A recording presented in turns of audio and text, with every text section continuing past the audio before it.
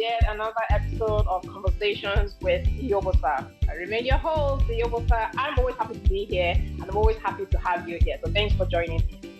On today's show, we're going to be meeting a super fantastic, amazing individual. I know you people will say, Yobosa, you've come out with all these your many adjectives, but it's how I like to describe my guests. They're always super fantastic. Meet Usman Abdul-Razaq, a finance professional with a knack for investing. His main gig is investing in infrastructure and energy projects or companies in Nigeria or in the Africa space. And on the side, what I call his side gig, again, is investing, but this time in human capital via his Dudden Hill Foundation, a self-funded not-for-profit he founded that is literally an embodiment of corporate social responsibility, or what we call CSR. We will be exploring how Dudden Hill Foundation equips and empowers undergraduates, fresh undergraduates in Nigeria, on how to succeed in the highly competitive job landscape in Nigeria. Join me on this conversation as we get to know this amazing, there you go again, amazing, right? As we get to know this amazing individual on all levels, where he gets his energy from, how he manages his time, and how he is impacting the lives of many undergraduates in Nigeria. We're here for it. Welcome, Usman, to the show. We're really glad to have you here. Hi, Yobosa. Thanks for having me here. Okay, so Usman, you're one difficult man to pin down. I mean, and we can imagine, as in between your main gig, your side gig, not to mention spending time with family, your business travels, other hobbies, there isn't enough time in a day, truly. During our offline conversation that we had some time ago, you mentioned that your day begins at 5 a.m. and it's pretty much non-stop till 10 p.m. Don't tell me you're one of those guys who wakes up at 5 a.m. to like either one of three things, either works out, read a book, or meditate. Abi, are you? I think two of that actually. Two of that. Are you serious? So, yes, Okay, yes, two of tell us that. about it. Tell us about it. 5 a.m. moves. Yeah, so wake up at about 5:30 a.m. I'm a Muslim, so we pray at that time. And then straight after prayer, I start my day. I just go straight into the gym. I try and make sure I'm in the gym at about maybe say around 6:30 Okay. or between 6:15 and 6:30. And then I work out from about 6:30 till give or take 8 a.m. or 8:30, depending on Okay. what I'm doing or how intense my session is. But yeah, Right. maximum 2 hours. And Okay. then And then it sets the come tone back, for the day. Yeah. start the day, and then the day goes 9 a.m. till God knows when. I mean, we have, depending on how my day is always very, very intense with the company I work Mm-hmm. for. I We'll work talk for. about it. We'll Yeah, talk so about yeah, it. yeah, And it's funny that and I like it because most people they're like, oh, where will I find the time to exercise? Where will I? But it's important to make out the time to exercise. For me, yeah, it just sets the day. It just sets the yeah, tone. I mean, I try yeah. to work out 4 to 5 days a week. It depends on how my week goes. How many days a week do you Yeah, work out? same here, about 5 days. Same there. Five Okay, days about a five week. days. Yeah, yeah. Yeah. And it just empowers. I just feel energized for the day. It's almost like day, bring it on. Yeah, no, so ironically, I used to work out in the evenings. But then I can't work out in the evenings anymore because my days are just so intense. And as you rightly mentioned, it's best to start it like right in the morning. You get it out of the way, you feel energized, and then boom, you start your And day. boom. Yeah, yeah. Okay. So boom, let's get right into it. And you look fit and fab, by the way. Hey, Thanks. Okay. So you're what I call an all-round nice guy. Okay, all-round good guy. And I mean it with sincerity. I mean, you're impacting lives in Africa, impacting lives in Nigeria.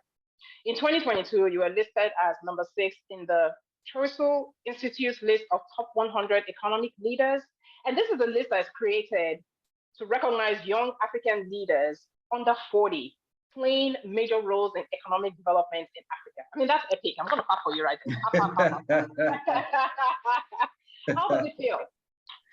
um, it was, I mean, it's always an honor. It's always an honor to be recognized by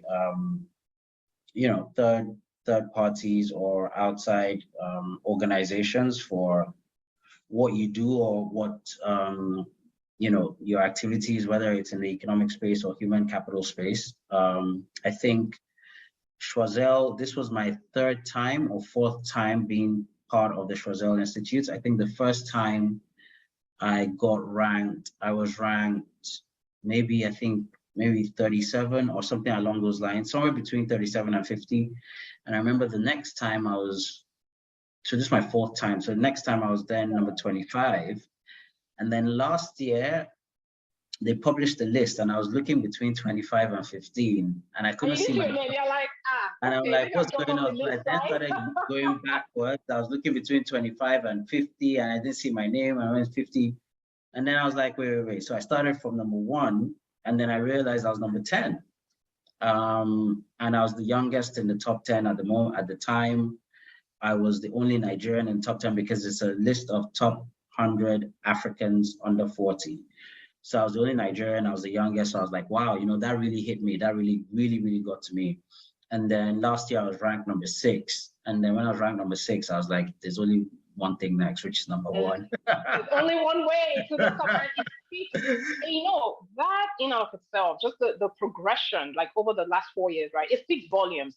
The fact that, and it's funny how you're like, the last year, you're looking between 25 and 50, because I think to you, again, the modesty, right? You're like, okay, I know I've ranked at least 25. Maybe I'm probably still in that range, but only for you to like go take a look and like, no, wait a minute, let me start from the top, and you're on the top 10, you're number 6. I mean, kudos to you. Yeah, thanks very much. Volumes. Okay, now let's segue to your side gig. I call it side gig, but it's not really side gig. It's like main gig because it's again not enough time in a day. So, but let's segue to your work at Dudden Hill Foundation. Tell us about this foundation. Why did you find it necessary to set it up? Yeah. So Dudden Hill Foundation, I think over the time, whilst I've been at investment banking, I think first things first was I know the difference and I know what effective mentorship can do to one whilst you're young in your career. When I joined Morgan Stanley in 2007, when I was in my internship, I wouldn't say I was the strongest or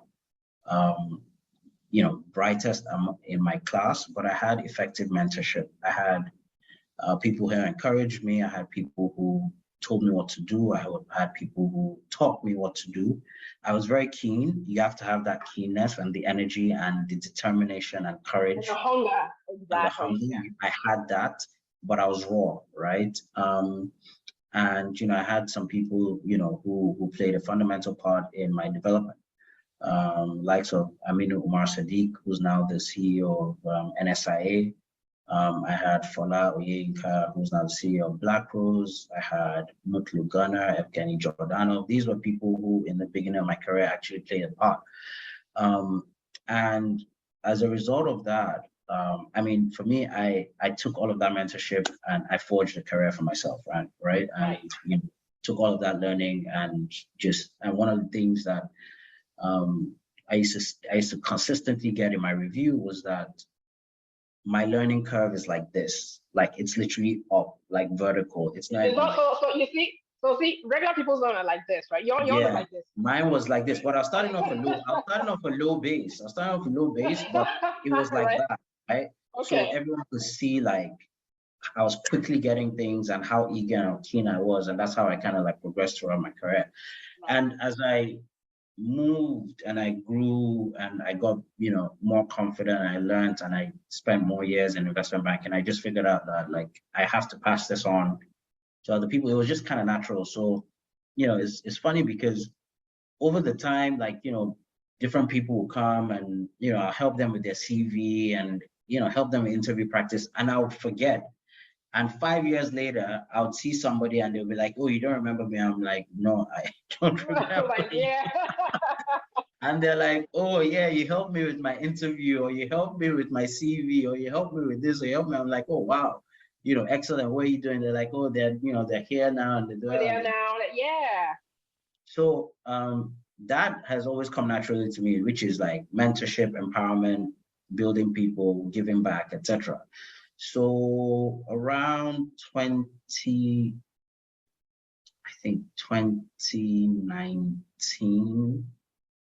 just 2019, just before COVID started, I said, listen, let me just try and make this a bit formal.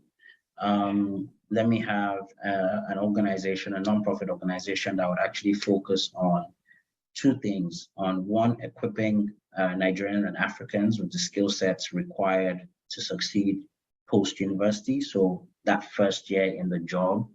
And also, not only just equipping them with the skills, but also providing job opportunities as well. Started kind of shaping it up and thinking about it around 2019, and trying to figure out what's the best model for this. And initially, the model I wanted to do was more like a summer school, whereby I would, because we're fortunately, my family is invested in education, so we have like the infrastructure. That was what I was thinking. I was like, I have this infrastructure. How can I use it, right? So I was thinking, okay, let's do a summer school whereby I'll get people. I'll do like a process whereby we shortlist a group of people, and then we put them in summer school for like 4 weeks.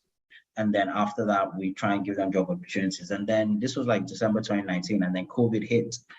And then that actually made it better for us, because then I started thinking, I was like, this thing doesn't have to be physical. It can actually be virtual. So I then started building my platform. And then, different trials and errors. But then I partnered with an organization in India, and we built our platform, and basically we built an online learning portal.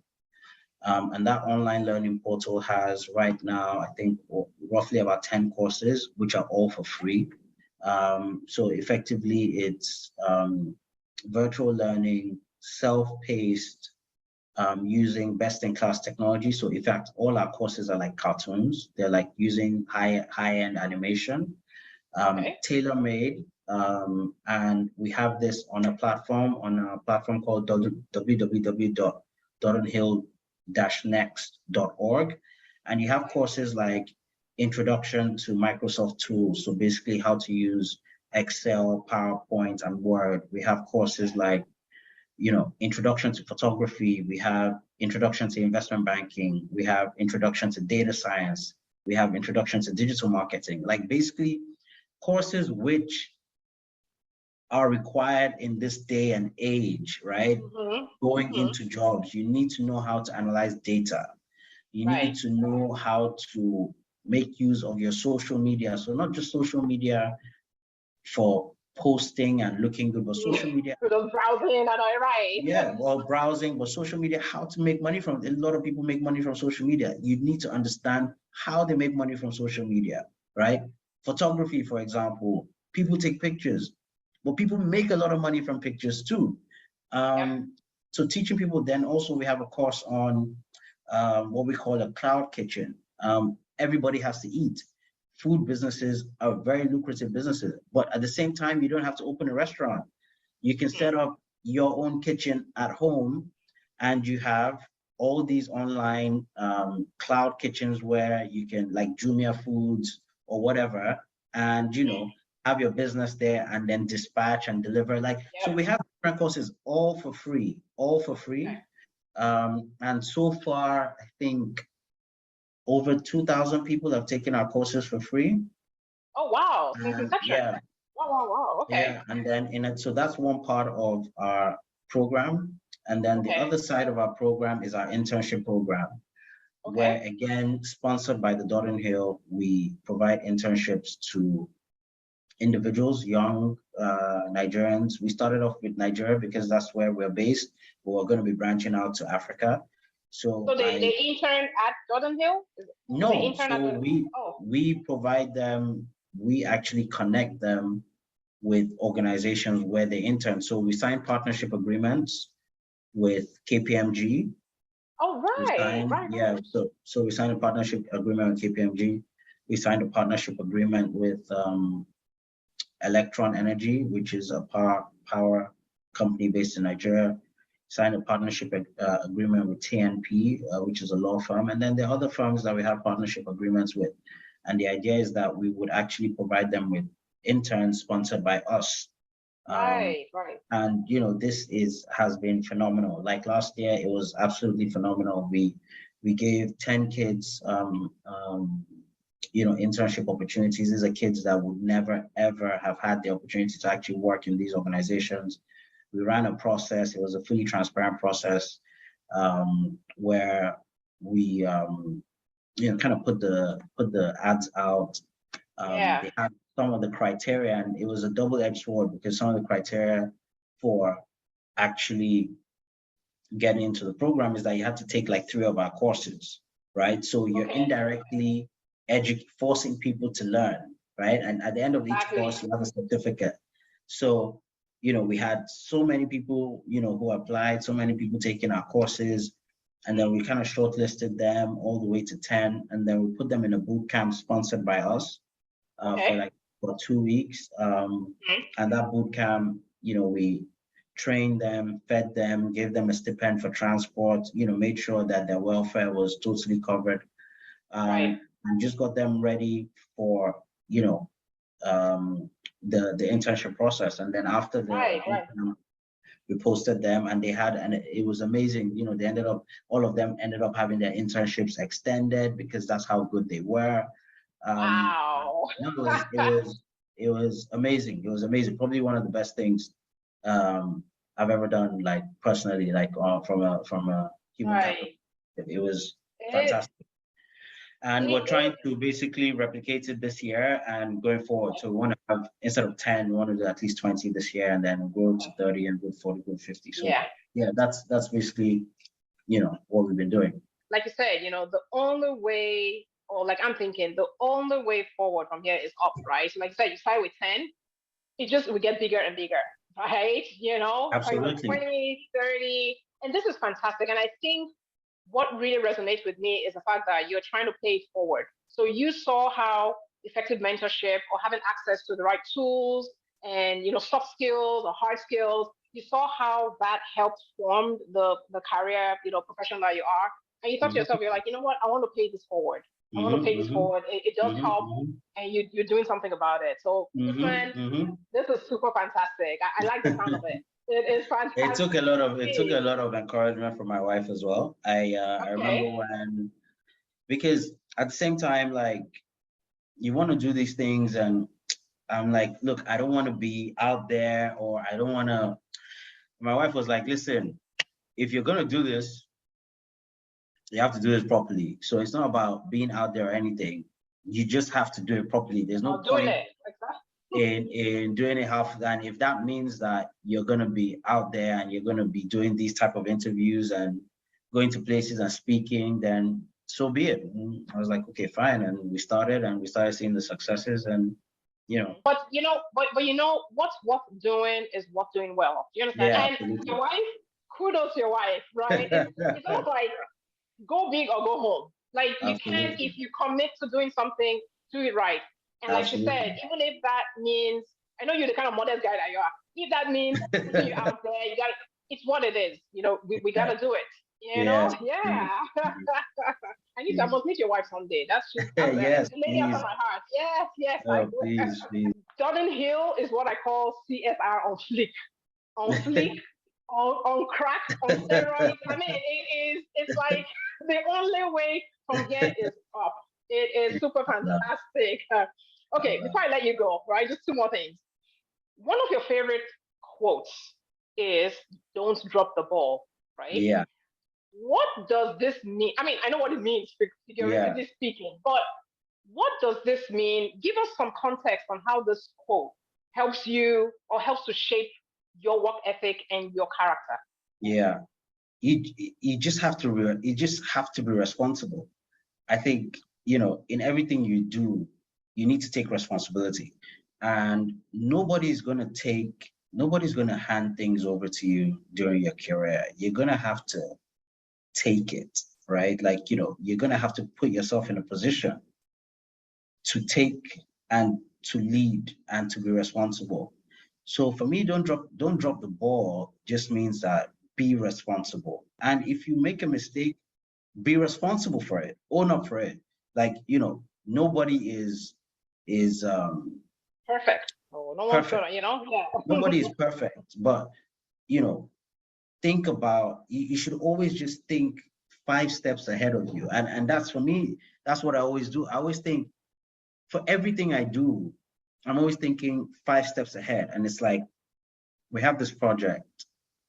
What's going to happen next? I already know what is going to happen next. I always already know what's going to happen after that.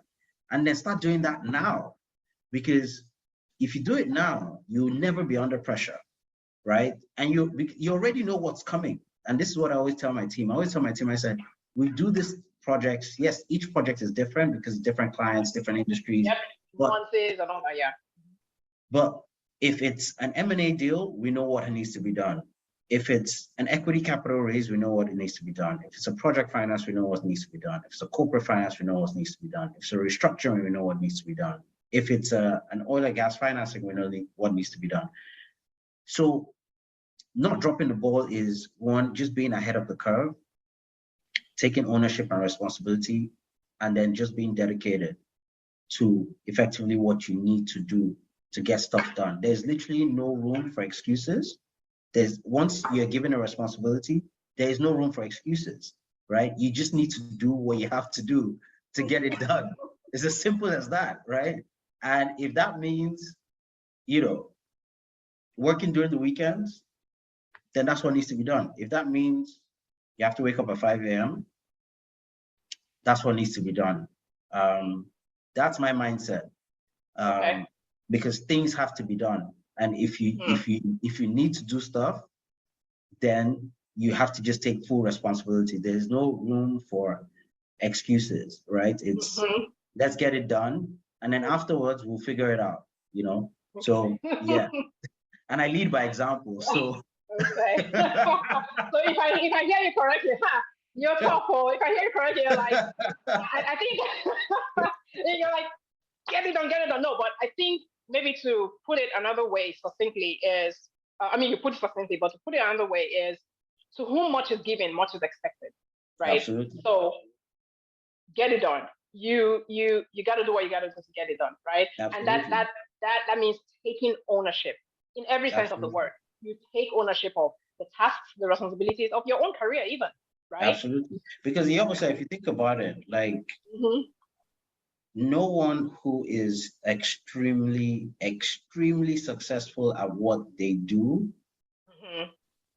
there's nobody who doesn't put in the hard work, the dedication, and the commitment and the sacrifice. There's no one. I wait to see, someone tell me who has been consistently excellent at what they do for a long period of time without putting in the hard work and dedication to it. If it's in music, if it's in fashion, if it's in sports, if it's in business, if it's in entrepreneurship, all across, in Africa, in Nigeria, in Europe, and across the world. So I think not dropping the ball is just a phrase that kind of captures all of that for me. Right. I'm far from it. I am so far, right? So far. I think you're being modest. No, I think you live by it, right? And it's a mindset thing now, and it's a lifestyle thing now. Yeah. I guess.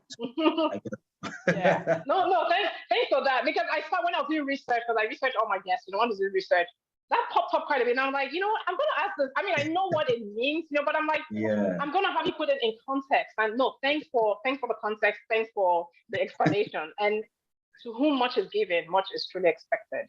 Period. Absolutely. Yeah. No, thanks for it. Okay. Oh yeah, all work and no play. Let us play a little bit now, okay? Of course. What is your favorite Nigerian dish and why? It's very simple for me. I'm actually quite simple. Jollof rice, plantain, and chicken. I had it this afternoon. So yeah. Are you serious? Yeah, very simple. Oh, wow. If I travel for a while and I'm out of the country and all I'm eating is steak and all of these things, the day I come back, that's what I gotta eat. Come back. Jollof rice, so the good thing is your wife already knows this. So the day you come back, she'll just make sure it's organized. It's just standard, right? Jollof rice, plantain, and either peppered meat or peppered chicken. Okay, so Yeah. another question I have, because he has Mhm. your mouth is saying jollof rice and this. Do you know how to make it? No, not at You know all. what I Can't even lie about that one. Not at all. Being in the kitchen is just not something. Yeah, my skill So set it's doesn't funny. go that far. It's funny you say that. So you're one of those who you're there for the enjoyment, but can someone Man, else prepare it and you enjoy it? I can wash the dishes. I'm really good at And washing do the this. dishes. Hey, Yeah, that's fine by me. teamwork, Division teamwork. division of labor, teamwork. Much. It's been an utmost pleasure having you on the show. Thanks for having me, man. Thanks for I having me. really enjoyed your time here talking to us about your work at AFC, what goodness that is doing, helping fresh undergraduates in Nigeria, enhance them with the skill sets necessary to excel in the workplace. It is really good work that you're doing. Thank you so much for sharing Thanks. your No, story. thanks for having me. It's an honor and a pleasure. I'd love to do it again. Thank you. Yes, no, we'll have you back for other things. I hear you're doing other great things. We'll have you back definitely. Okay. Thanks. Viewers, there you have it. We have met and had a conversation with the delightful, super amazing. Now you understand when I say super amazing, fantastic individual. You agree with me now? I knew it. I knew it. No, Usman has been super fantastic in just sharing his story. And these are the reasons why I bring people like this on my show, because it's to help just tell the stories so that for those of us who are back home or sitting at home, maybe we've been thinking of an idea, or how can we advance in our careers, or there's this idea, how can I elevate Nigeria, Africa, I want to do that, but you're hesitating. This is just to tell you that, hey, you know what? Just take the leap. Take the leap and just go forward with it, right? But don't drop the ball. You got to take ownership. Take ownership, take responsibility, but because to whom much is given, much is expected. But go for it. Just be courageous and do it. What's the worst that will happen? The worst that will happen is that you succeed at it. And if that's the worst, you can imagine what the best is. Sky's the limit, right, Usman? Absolutely, absolutely. You summarized it so great. Yeah. So viewers, I'm gonna have information on Usman's non-profit is scrolling down the bottom. Please check it out. It's laudable work that they do. Usman, thank you so much again for being here. Thank you for having me. Thank you so much. All right. So viewers, please like and share this goodness of conversations with Yobosa. If you have not subscribed to my show, I don't even know what you're waiting for. Share and like, leave your comments. I'd love to hear from you. This is how I, become better at the show. Listening to what you guys want to see, and then I try to, give you what you want. Okay. So until the next time on my show, I say you stay safe and have a super sparkly week. I'll see you next week. Bye.